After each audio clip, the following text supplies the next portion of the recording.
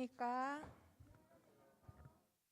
제가 너무 떨려서 마스크를 쓰니까 숨이 잘 안 쉬어져서 마스크를 벗고 진행하도록 하겠습니다. 네, 오늘은 천연계 속에 있는 하나님의 소망에 대해서 같이 말씀을 나누려고 하는데요. 소망의 뜻을 살펴보았습니다. 어떠한 일을 이루고자 하는 마음. 그래서 오늘 이 시간에는 우리가 천연계를 바라보면서 하나님이 날 향한 어떤 바라시는 것이 있을까 한번 생각해 보도록 하겠습니다. 첫 번째로 하나님께서는 그분의 은혜를 발견하길 원하십니다. 근데 하나님의 은혜는 좀 숨겨 놓으신 것 같아요. 만들어 놓으셨지만 저희가 무심코 지나가면 그 은혜를 찾을 수 없는 것 같습니다. 천연계의 미 그 자체가 우리의 심령을 죄와 세속적 매력에서 떠나게 하여 순결함과 화평을 추구하게 하고 하나님께로 돌아가도록 인도한다. 제가 아주 이기적인 마음으로 천연계 속에 있는 하나님의 진리를 알고자 기도를 했어요. 왜 기도를 했냐면 저희 딸이 여기 가운데 있는 게 저희 딸인데 지금은 저만 해서 이제 14살이 됐습니다. 근데 이 아이가 까칠한 거예요. 엄마를 닮아서 까칠한지. 그래서 저는 자연이 너무 좋은데 저희 아이는 개미만 봐도 막 소리 지르고 흙도 만지기 싫어하고 이런 아이였던 거예요. 그래서 제가 천연계 속에 하나님의 사랑을 알려주신다고 하니까 이 아이를 숲으로 데려가야겠다 이렇게 생각을 했어요. 그래서 이 아이가 매일 다닐 수 있는 숲학교를 알아보기 시작했습니다.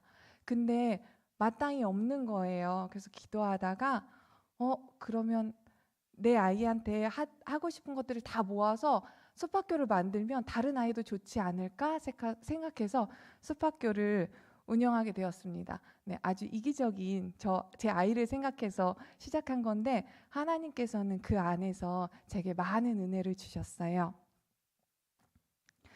진리를 더욱 자세히 알기 위하여 그리스도께 오는 모든 사람은 그것을 알게 될 것이다.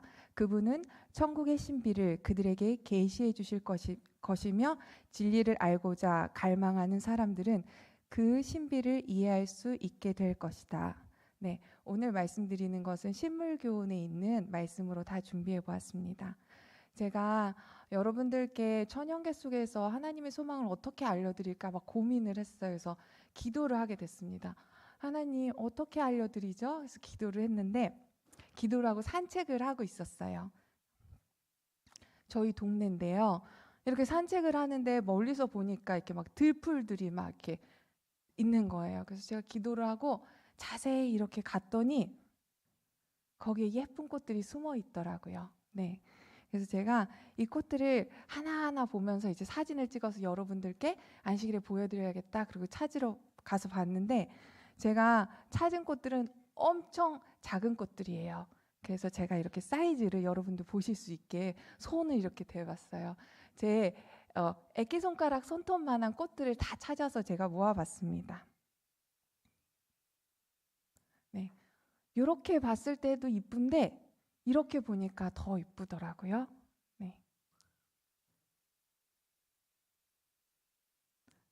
네, 그리고 그 다음 꽃은 제가 너무 신기해서 여러분들 이런 꽃 보셨나요? 저는 이번에 처음 발견했거든요. 그런데 꼭 미니 백합꽃처럼 생겼는데 너무 작은 꽃들이 이렇게 모여있는데 너무 아름다웠어요. 그래서 이렇게 봤더니 제 손보다 정말 작은 꽃들이었어요. 우리가 천연계나 우리의 삶 속에서 하나님의 소망을 찾고자 할 때는 간절함이 있어야 된다고 생각합니다. 제가 여러분들에게 좋은 말씀을 어떻게 전해드릴까 생각하고 그렇게 기도하고 막 이렇게 풀숲을 헤매니까 하나님께서 저에게 예쁜 꽃들을 보여주신 것처럼 여러분들께서도 진심으로 전심으로 하나님을 찾을 때 만나시는 은혜를 발견할 수 있을 거라고 생각됩니다. 제가 이 꽃들을 막 핸드폰으로 사진 찍고 막 이렇게 하는데 애로사항이 있었어요. 무엇일까요? 네, 제가 알려드릴게요. 이 정도는 아니지만 정말 몸을 낮춰야 했어요. 이 아이처럼 무릎 꿇고 제가 이제 사진을 찍지 않았지만 완전 쭈그리고 앉아서 그 꽃을 잘 찍기 위해서 엄청 열심히 노력했어요. 그런데 여러분들께서 자연에서 아름다움을 발견할 때 몸을 낮추는 것처럼 하나님의 진리를 발견하기 위해서는 자아를 버리고 우리를 낮춰야 한다고 생각합니다. 네, 제가 더 낮추면 낮출수록 더 쭈그리고 그 꽃에 가까이 가면 갈수록 그 아름다움을 더 발견할 수 있었어요. 여러분들께서 우리 교회에 있는 작은 아이들 낮춰서 점점 가까이 보면 더 아름다워 보일 거고, 여러 성도님들에게 더 가까이 가면 또 아름답게 그분들의 장점을 또 발견할 수 있을 거라고 생각됩니다. 자신을 중심으로 하는 생애에는 자라나는 일이 없고 열매 맺는 일도 없다. 만일 그대가 그리스도를 개인의 구주로 받아들였다면 그대는 자신을 잃어버리고 다른 사람을 돕기 위해 노력해야 한다. 자기 중심으로 살 때는 자라남이 없다고 말씀하셨어요. 그런데 그대가 그리스도의 정신 곧 다른 사람들에게 대한 이기심 없는 사랑의 정신과 그들의 수고를 아끼지 않는 정신을 받아들일 때 그대는 자라나게 되고 열매를 맺게 될 것이며 성령의 열매가 그대의 품성에 무르익게 될 것이다. 그대는 점점 그리스도의 형상을 더욱 많이 반사하게 될 것이다. 가까이 있을 때 더 잘 보입니다. 인간이 만든 것들은 가까이 보면 좀 막 확대해서 가까이 볼수록 거기에 부족한 부분들이 보이더라고요. 그래서 일정한 거리를 두고 보는 게 더 아름다울 때가 많이 있습니다. 근데 인간관계에서도 하나님이 없는 인간관계는 가까이 가면 갈수록 상처를 받을 때가 있고 실망할 때가 있습니다. 그러나 하나님은 우리가 가까이 가면 갈수록 더 그분에게 감동을 받습니다. 그 품성이 더 아름다워 보입니다. 그리고 하나님께 가까이 가면 갈수록 그분이 더 좋아져요. 그래서 하나님이 만든 자연 역시 가까이 보면 볼수록 아름답습니다. 여기 좀 확대한 사진들이 있는데요. 하나님이 만든 천연계는 여러분들이 현미경을 갖고 보셔도 추하지 않고 보면 볼수록 아름다우실 거예요. 우리가 자연에 가까이 가서 다음에 산책하실 때 더 가까이 가셔서 보셨으면 좋겠고요. 우리가 신앙을 할 때도 하나님께 더 가까이 가셔서 그분의 사랑을 그분의 은혜를 맛보시길 간절히 바랍니다. 두 번째로 하나님의 소망은 우리가 열매 맺기를 원하시는 하나님이십니다. 제가 원주로 이사와서 생애 최초 농사를 지었습니다. 제 농산물입니다. 그 농산물인데 거의 이게 다예요. 별로 없어요. 제가 조금 자신이 없어서 박찬남 집사님과 함께 그 터를 빌려주셔서 제가 처음으로 이제 농사를 수박 3개, 오이 몇 개 이렇게 쬐끔쬐끔 지어보았어요. 그랬는데 제가 완전 땡볕에도 일이 끝나면 밭에 갔어요. 왜냐하면 거기 열매가 있으니까 따는 재미로 막 밭에 갔습니다. 근데 요즘엔 잘 안 갑니다. 왜 안 갈까요? 딸 게 없어요. 그래서 잘 안 갑니다. 어쩌면 예수님이 아직도 재림하지 못하시는 이유는 우리 그리스도인에게 열매가 없기 때문이라고 생각합니다. 주님이 원하시는 참 열매, 주님이 원하시는 진짜 그리스도인이 정말 많이 있다면 예수님 금방 오실 것 같아요. 제가 그 다음 어떤 사진을 이제 보여드리려고 하는데, 이런 수박을 보신 적 있습니까? 이게 제가 수확한 수박인데요. 처음에 제가 농사를 질 줄 몰라서 수박을 언제 따야 될지 몰랐어요. 그래서 이렇게 들으니까 장마가 지나면 과일이 맛이 없어진다고 해서 제가 장마 전에 땄습니다. 그래서 너무 뿌듯해서 이 귀한 수박을 제가 되게 좋아하는 가정에 선물을 했어요. 그런데 그러면서 제가 그래도 한 며칠 있다 드시라고 하면서 선물을 했어요. 그래서 며칠 뒀다가 이걸 자르면서 이 사진을 저에게 보내면서 농사꾼의 소질은 없는 것 같다고 저한테 이렇게 피드백을 주셨어요. 어, 제가 너무 미안하기도 하고 너무 웃기기도 해가지고 엄청 웃었습니다. 이런 수박은 저도 생전 처음 봐서. 네. 수박이 모양은 수박이었잖아요. 색깔도 예뻤거든요. 네. 사이즈도 아담하니 예뻤는데 어, 아무리 바꾼 수박이라도 속이 익어야 하고 맛이 있어야 하는 것 같습니다. 이게 저는 수박이라고 말하고 싶지가 않아요. 좀 창피한 이 수박. 네, 그리스도인도 마찬가지라고 생각합니다. 우리가 겉은 그리스도인이고 교회는 다니지만 속이 아니면 참 그리스도인이 아니라고 생각합니다. 수박에는 제가 보기에는 수박에는 맛이 있어야 수박이라고 제가 이걸 보면서 이건 수박이 아니다. 맛이 있어야 수박이구나라고 생각했거든요. 근데 그리스도인에게도 맛이 있어야 된다고 생각합니다. 그 맛은 무엇일까요? 네, 엄청 열심히 말씀하시는데 제가 잘 안 들려서 네, 답을 다 말씀하셨을 거라고 믿습니다. 네, 그리스도의 성품이 그분의 백성들 속에 완전하게 재현될 때 그분은 당신의 것을 찾으시려고 이 땅에 강림하실 것이다.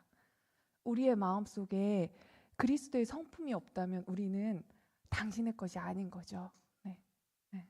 하나님께서는 그리스도의 성품이 있는 사람을 그리스도인이라고 말씀하십니다. 최후의 큰 수확을 위해 곡식은 속히 익을 것이며 그리스도께서는 귀한 곡식을 거두기 위해 강림하실 것이다. 네. 우리 모두 주님 보시기엔 귀한 곡식이 되는 그리스도인이 되시길 간절히 바랍니다. 네, 또 하나의 소망은 하나님께서는 우리가 하나님께 꼭 붙어 있길 원하시는 것 같아요. 이 멋진 사진, 제가 말씀드리고 싶은 거는 이 건물을 덮고 있는 멋진 사진, 이 식물에 대해서 말씀드리고 싶은데요. 이 벽에 이렇게 붙어 있기 얼마나 힘들겠어요. 네, 담쟁이 덩굴인데요. 자세히 보면 담쟁이 덩굴에 이렇게 손이 있어요. 네, 하나씩 하나씩 이렇게 빨판처럼 붙어 있어서 벽에 꼭 붙어 있어요. 네. 이 손이 믿음이라고 생각합니다. 우리가 하나님께 붙어 있으려면 믿음이 필요한 것 같아요. 그리고 담쟁이 덩굴은 벽이 없으면 절대 어디 붙을 데가 없으면 얘는 살아있기가 힘들거든요. 우리의 벽이 되시고 우리를 위해서 지켜주시는 하나님 곁에 우리가 꼭 붙어 있기를 간절히 소망합니다. 그 다음 죄인에게 희망을 주시는 하나님. 네. 저희 오늘 부모님 여기 참석하셨는데요. 저희 아빠가 젊으셨을 때 이제 평생 이제 금은방을 하셨어요. 그래서 아빠가 저에게 어느 날 질문하셨어요. 혜은아, 진짜 진주는 어떻게 구분하는지 아니? 그래서 저는 되게 설레면서 도대체 뭔가 특별한 방법이 있는가? 그리고 아니 모르겠는데 아빠? 그래서 아빠를 쳐다봤더니 아버지께서 갑자기 입을 벌리시더니 진주를 갖다 대시더니 이에다 막 긁으시는 거예요. 이렇게 하면 된다고. 그래서 저는 너무 실망했어요. 뭔가 기술적인 방법이 아니라 이빨로 긁으면 된다 하시는 거예요. 그래서 아버지께서 설명하셨어요. 진짜 진주는 이로 긁었을 때 이렇게 오돌도돌 긁히는 느낌이 들고 가짜 진주는 매끄러워 이렇게 말씀하셨어요. 제가 자료를 찾아보니까 이 진주를 현미경으로 보니까 겹겹겹겹이 이렇게 쌓여서 진주가 된다고 하더라고요. 진주 안에 이물질이 들어가는 거죠. 진주 안에 이제 조개 껍질과 조개 외투막 사이에 이물질이 들어가면 이 조개가 너무 아파서 이거를 보호하기 위해서 진주 핵이라는 걸 계속 만든대요. 그래서 이게 막 감싸고 또 감싸고 또 감싸고 그래서 수천 개가 넘는 이 액이 감싸면서 단단해질 때 진주가 된다고 합니다.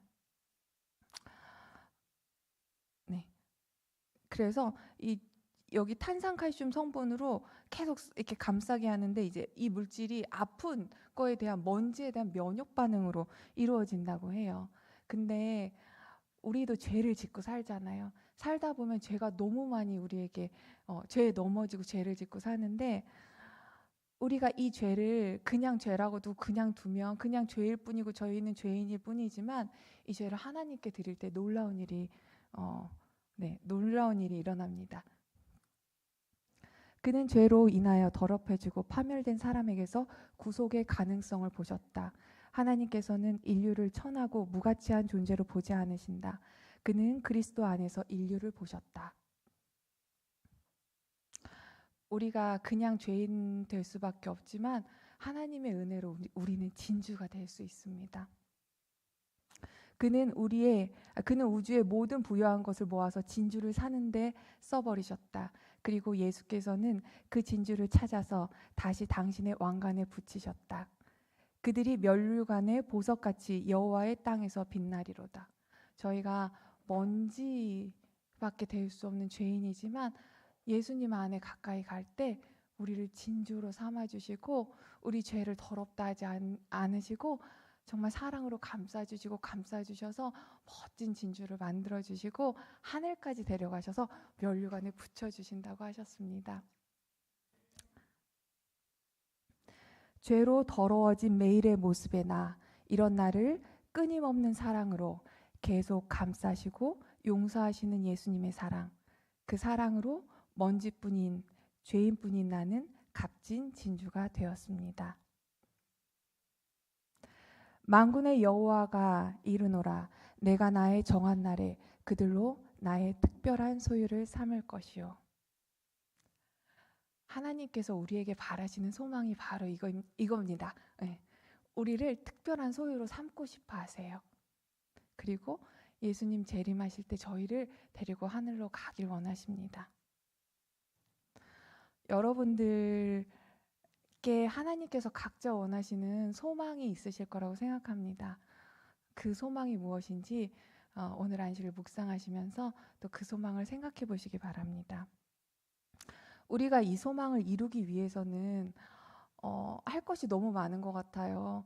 참아야 될 것도 많은 것 같고 깎아야 될 것도 너무 많은 것 같고 단점을 생각할 때 진짜 과연 내가 그럴 수 있을까 자꾸 절망이 됩니다. 하지만 실물교훈에 누룩을 통해서 하나님께서 또 말씀해 주셨어요. 이 누룩은 우선 그냥 빵에서는 이 빵에다가 누룩을 넣지 않으면 그 빵이 부풀지가 않죠. 하지만 이 빵에 누룩이 들어갔을 때 그 빵의 화학적 성분이 변하면서 빵이 부풀게 되는 거죠. 그리고 맛있는 우리가 먹는 빵이 될 수 있는 것입니다. 이처럼 우리가 하나님의 소망을 이루기 위해서 매일매일 살아갈 때 우리의 힘으로 자기 자신을 변화시킬 수 없습니다. 사람은 이러한 변화를 일으킬 능력을 갖지 못했다. 전적으로 밖에 있는 누룩을 가루에 넣어 섞지 아니하면 기대하는 변화가 생길 수 없다. 이와 같이 하나님의 은혜를 받지 아니하면 죄인은 영광의 나라에 들어갈 자격을 잃을 수 없다. 네, 우리가 할 수 있는 모든 것들, 하나님이 원하시는 모든 것들은 하나님께로부터 성령님의 은혜를 받아야 이루어질 수 있다고 생각합니다. 오늘 안식일 변화시키는 성령을 간절히 사모하심으로써 우리 삶 속에서 하나님이 원하시는 그 소망들을 이루어 드리는 사랑스러운 주님의 자녀가 되시길 간절히 바라면서 준비한 순서를 마치도록 하겠습니다.